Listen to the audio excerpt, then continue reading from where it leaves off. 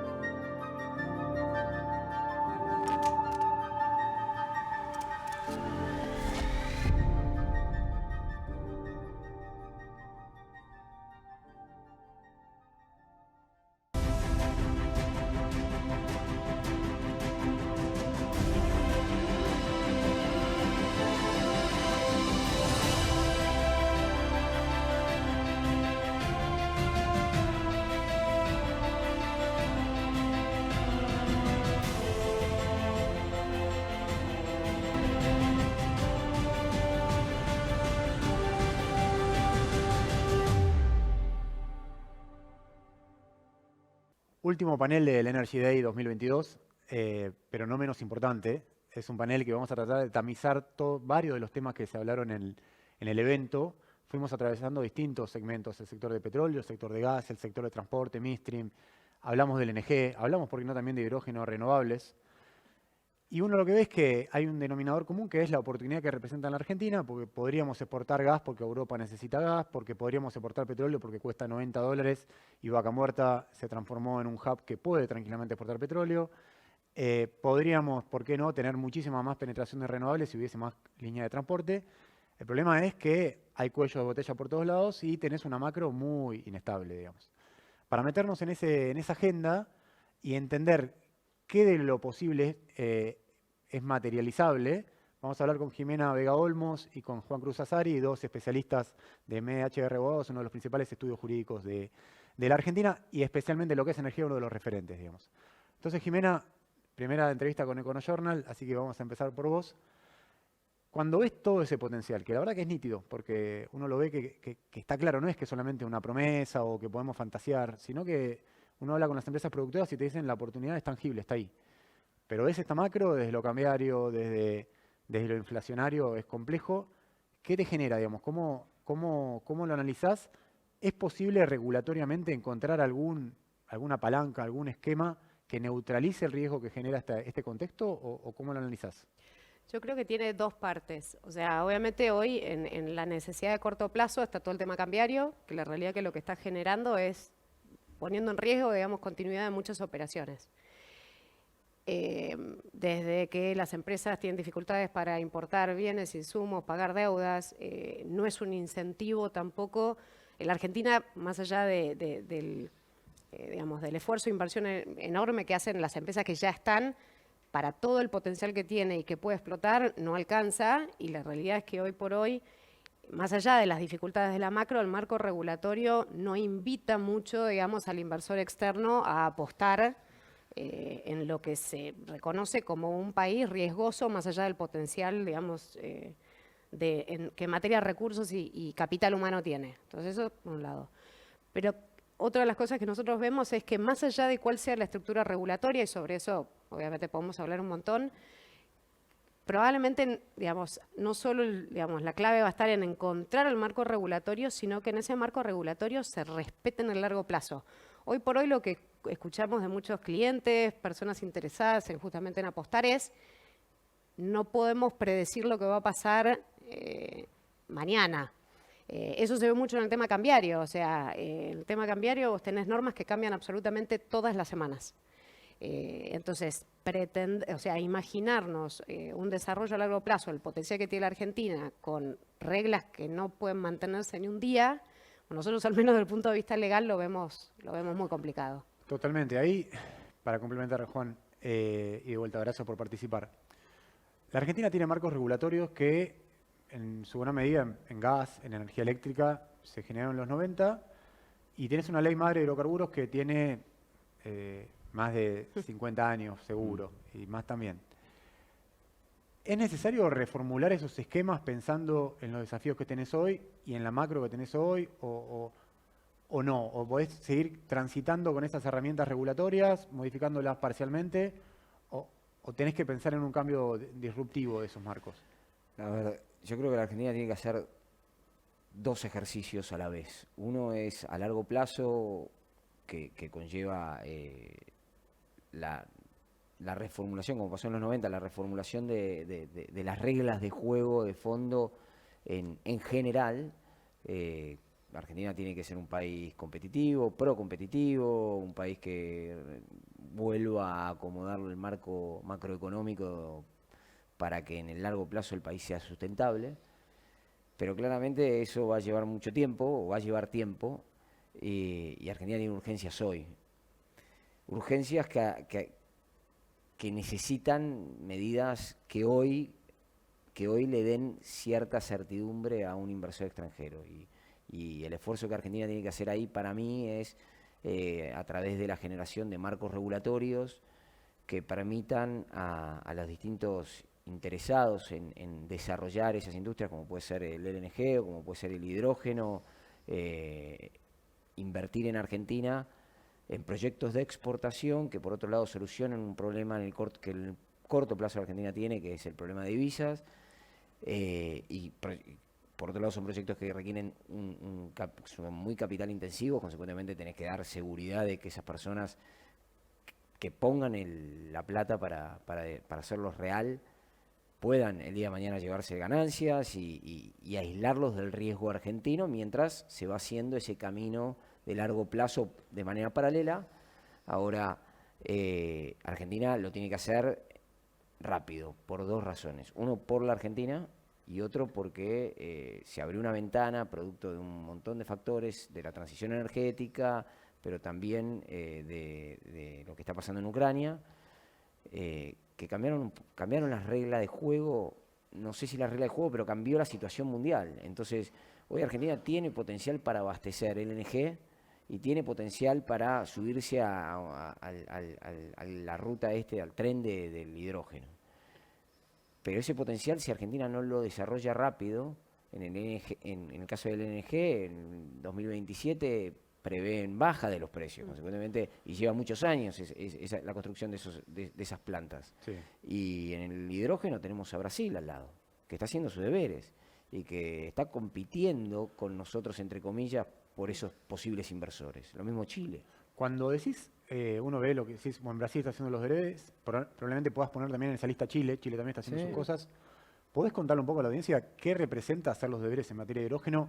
Que incluso a mí, digamos, como periodista también digo, bueno, eso es largo plazo, pero veo que hay países que están avanzando con una celeridad que no es largo plazo, eso es corto plazo para ellos. Es que esos países tienen un camino más sencillo que el nuestro porque no vienen con nuestra historia los últimos 25 o 30 años. Entonces nosotros, a un inversor, cuando le queremos decir, vení a Argentina a invertir, sacar una ley que me garantice que voy a poder acceder al mercado libre de cambio, que me garantice que no me vas a impedir sacar mis dividendos, que me garantice cierta estabilidad de reglas de juego regulatorio.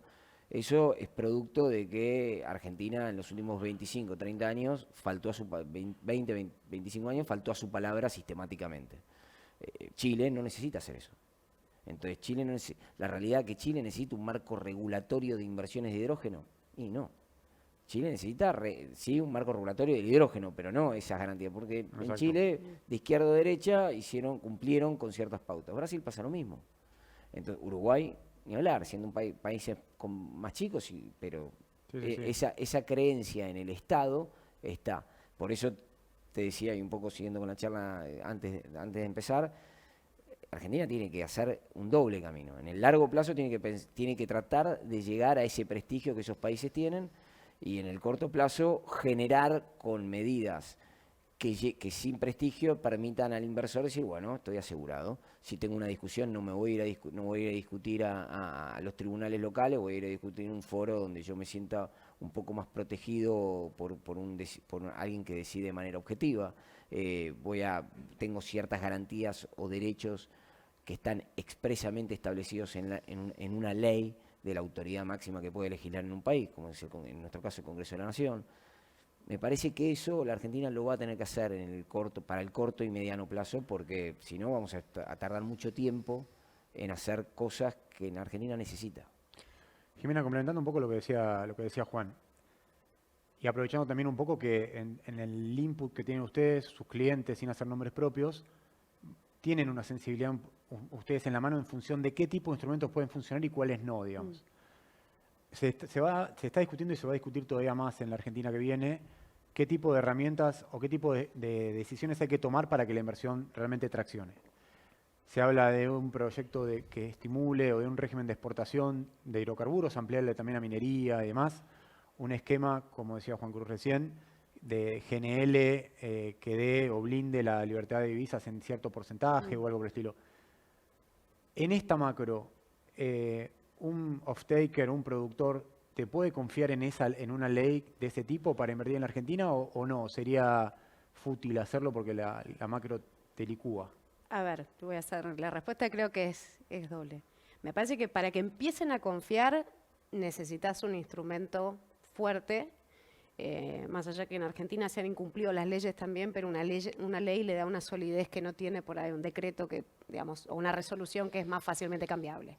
Entonces, nosotros siempre lo discutimos en el equipo, la verdad que necesitas para arrancar una ley que establezca ciertas protecciones básicas. Y hoy por hoy, más allá de la estabilidad general de los distintos regímenes, desde que sea LNG, hidrógeno o incluso digamos, las otras formas, digamos, de hidrocarburos, gas, el que sea, necesitas una ley que establezca la base. Ahora, la ley, lamentablemente, después de esta historia que decía Juan, no es suficiente. Tiene que estar acompañada de, digamos, una actitud por parte de las autoridades que haga backup de esa ley. Y te doy un caso, sí. O sea, se habla, por ejemplo, de estos regímenes de fomento de exportaciones. Obviamente los inversores están mirando digamos, miran con mejores ojos a aquellos regímenes que les dé libre disponibilidad de divisas, que al menos una parte de las exportaciones, del producir las exportaciones, dejarla fuera. pueda dejarse afuera y usarse más o menos libremente, cuanto Sí. más libremente mejor. Pero eso solo no alcanza, y el mejor ejemplo de eso es el decreto 929 del 2003. Exactamente. Es un decreto del 2013 que justamente otorgó, digamos, libre disponibilidad de una porción de las divisas, requería unas inversiones sustanciales, más Más allá de que 500 después millones de dólares. Y originalmente era 1.000, luego con la ley se bajó a 250, pero Sí. es un número muy importante. Hay un proyecto que lo conocen todos, salió en los diarios, que cumplió con esas inversiones y recién el gobierno formalizó el reconocimiento formal del carácter de beneficiario de esa empresa este año, ¿no? Totalmente. 9 años después. Pero la historia no termina ahí. ¿Por qué? Porque para poder ejercer efectivamente esos derechos, todavía se necesita una reglamentación del Banco Central que le permita a la empresa mantener esas divisas en el exterior sin tener problemas por incumplimiento de obligación de liquidar exportaciones, y se necesita modificar los sistemas de aduana para que se le permita exportar sin retenciones. Entonces, la norma estaba, el reconocimiento tardío vino, pero al menos vino, pero todavía, a pesar de ese reconocimiento, ese inversor no está pudiendo ejercer los beneficios. Entonces, por eso obviamente la ley es la base. Pero Argentina tiene que hacer una tarea que no es solo dictar una ley, sino que acompañar esa ley con los actos de los distintos poderes, digamos, Totalmente. para que sea efectivo. Sí, distintos estamentos. Y esto habla un poco de lo difícil que es. Realmente puede haber la decisión de un ministro de Economía de decir, bueno, hay un reconocimiento a una petrolera porque invirtió, porque puso producción en vaca muerta, porque cumplió con todo lo que decía los... Sin embargo, después incluso hay estamentos del Estado que no avanza en la misma dirección, digamos. Es interesante lo que planteás.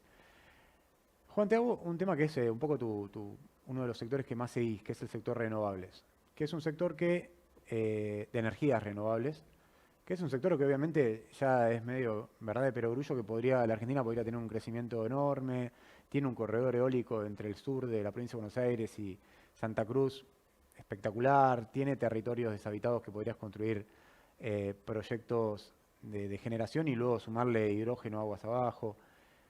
¿En qué momentos ves que está el sector en sí de energías renovables después de tener un crecimiento 2016-2018, te diría, y después transitar una meseta de proyectos, pero como hay problemas de financiamiento y problemas de cuello de botella en transporte, está más bien amesetado? Y nosotros el movimiento que estamos viendo en general son empresas locales o empresas que no pueden transformar sus ingresos en dólares, entonces es una forma de darle valor a los pesos. Darle valor a los pesos que tienen, es invertir en proyectos, pero me parece que Argentina está subexplotando enormemente ese sector. Argentina tiene un potencial ahí muy grande, con desafíos que aparte el mundo se está planteando en ir en un sentido, y Argentina podría estar, al menos en Latinoamérica, liderando eso, o entre los líderes de Latinoamérica, y no lo hace. Y no lo hace un poco por el corto plazo, ¿no? Por el dólar y por la problemática dólar del Banco Central. Pero Argentina la administración anterior dejó una licitación planteada para resolver incluso el cuello de botella en la transmisión, y la verdad que eso fue una lástima que en ese sentido, por ahí modificando algunas cosas, todo es perfectible, pero que no hayan seguido esa idea, que aparte era una idea que como demostrativa de que las políticas de Estado en Argentina se pueden lograr. Justamente el sector renovable es una muestra de eso. Si ellos hubiesen continuado modificando lo que quisiesen modificar, pero lo hubiesen continuado de alguna manera, era un seguimiento de una política que empezó en el 2015 con una administración de Cristina Kirchner, sancionando la reforma a la ley de renovables, la implementó la administración de Macri, y ellos de hecho la siguen aplicando porque siguen cumpliendo los contratos. Es un sector que en ese sentido demuestra que la Argentina puede hacer algo al mediano o largo plazo, pero hoy lo que veo en el sector es la necesidad de que se genere, desde el punto de vista económico, una situación mejor a los fines de poder desarrollar proyectos con el financiamiento que ello implique, proyectos grandes, y a su vez la necesidad de acomodamiento de políticas regulatorias en el sector de transmisión, porque lo que por lo menos estamos viendo es, ahora dicen que van a sacar una licitación Un plan para el lanzamiento del plan federal de transporte. O algo. Claro, Sí. eso para transmisión y para renovables, pequeños proyectos en punta de línea a los fines de reemplazar la generación forzada, pero son proyectos chicos, no estamos hablando de lo que fue el programa Renovar, que le pueden poner otro nombre y hacerlo de otra manera, pero la realidad que Argentina necesita eso. Y hay que pensar regulaciones, porque también hay que pensar, bueno, cómo resolvemos a largo plazo la generación, porque Argentina tiene que cumplir con objetivos y con compromisos internacionales en cuanto a las emisiones de CO2. Y la energía tiene, y la energía renovable tiene algo que decir en eso. Totalmente. ¿Me explico? Entonces, creo que Argentina tiene un gran potencial. Vemos un poco parado el sector renovable, salvo algunos casos excepcionales por darle valor a los pesos que generan, que son empresas grandes, que tienen generación de pesos. La verdad que hay un gran potencial que Argentina debiera desarrollar. Ahí, Jimena, ¿ves eventualmente a las generadoras que por eso metí de generar energía eléctrica, térmica, hidroeléctrica, renovable, de alguna forma dando un paso más y decir, bueno, la verdad que es una pena que no poder conectar más parques porque todo o la mayoría de los nodos están saturados? ¿Ves a las generadoras dando un paso al frente y saliendo a financiar o a construir líneas de media y de alta, sobre todo de alta, en algunos nodos estratégicos? ¿Eso te llega parte de esa agenda o todavía no? A ver, acá yo la verdad no, personalmente, no sé, Juan, No, o sea, a ver, todo lo que es plan federal van a manejarse con un esquema de obra pública. La Exactamente. realidad es que las empresas, más allá de reconocer los cuellos de botella, en los últimos años no han avanzado en ese sentido, sino que un poco lo que se hizo fue pedirle al gobierno la liberación de la capacidad de transmisión que estaba de alguna manera reservada para Sí. los proyectos de renovar Ronda 2 que no habían avanzado. Entonces, al menos digamos, de la visión con la información que tenemos, no pareciera, digamos, que hay un gran ímpetu por avanzar desde digamos, del sector privado en cubrir por ahí ese faltante de transmisión. Pero Juan, ¿querés comentar con algo? no, que yo vemos lo mismo. Ahora, ¿qué incentivo en este contexto económico, inversión? O sea, encarece mucho un proyecto tener que hacer una ampliación de línea. Lo que pasa es que por otro lado vos decís, tenés un cuello de transporte, un cuello de botella muy claro, digamos. O sea, tenés el sistema eléctrico en alta tensión saturado, los nodos no podés. Y uno dice, bueno, ¿cuánto tiempo va a demorar esto? Porque estás entrando en un año electoral, ahora están relanzando el plan federal de transporte, pero que haya... Es que ejecutarlo a través de obra pública con el mayor, o sea, Sí. trabajo mucho en cuestiones de derecho administrativo. Ahora, por ahí hacerlo son 2 años, digamos. Sí, claro, 3 años. y la Argentina tiene una billetera acotada, el Estado argentino tiene una billetera acotada, consecuentemente enfrentar todo lo que tenés que hacer. Lo ideal sería que lo resuelvan los privados con una afectación de precio en la generación, por supuesto, pero en el largo plazo lo pagan intergeneracionalmente muchas generaciones que van a usar eso y no lo paga la obra pública. En 2 años tiene que pagar todo. Totalmente. Entonces, me parece que incluso se desperdició la ley de participación público-privada, que podría haber sido útil para eso. Ahora, ¿y cómo haces ahí, digamos? Porque vos decís, bueno, los recursos son limitados del Estado Nacional. Digo, estamos hablando de una crisis severa de la economía, inflación de 3 dígitos, una situación cambiaria insostenible. Ahora, si querés, tocamos un poco lo que es la situación de importaciones.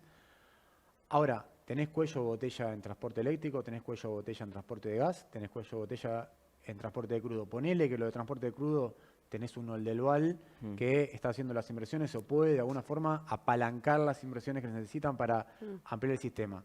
En lo que es transporte de gas, tenés el gasoducto Néstor Kirchner, pero después tenés obras complementarias que hoy no sabés cómo se van a financiar, porque tiene que ver con lo que decía Juan recién. Los recursos son limitados por parte del Estado y los privados habría que armar cosas creativas para que puedan meterse ahí o financiar. ¿Cómo lo analizás eso? a ver, no, eso es la realidad. A ver, el tema que tenés también es que vos tenés a las empresas en la macro actual recibiendo ingresos en pesos que encima de alguna manera, digamos, que no los pueden convertir en otra cosa más que por ahí, digamos, transformarlo en fierros, como decía Juan.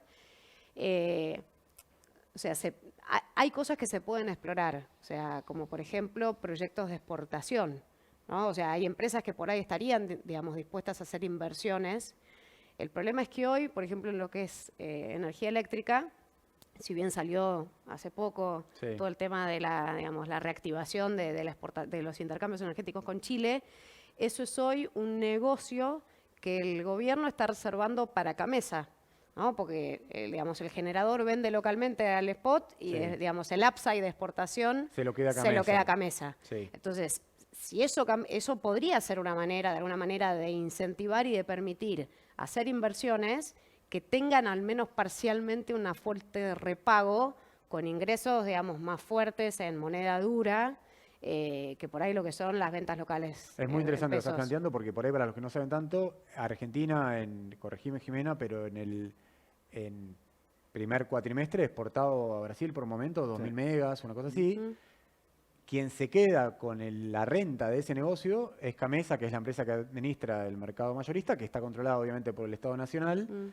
Cuando hay generadores que son los que terminan generando realmente la energía y que decís, bueno, podría acceder a esa renta por ahí podría facilitar para financiar proyectos que son necesarios para el sistema. ¿Esa discusión se viene para vos en algún momento? En algún momento va a tener que venir.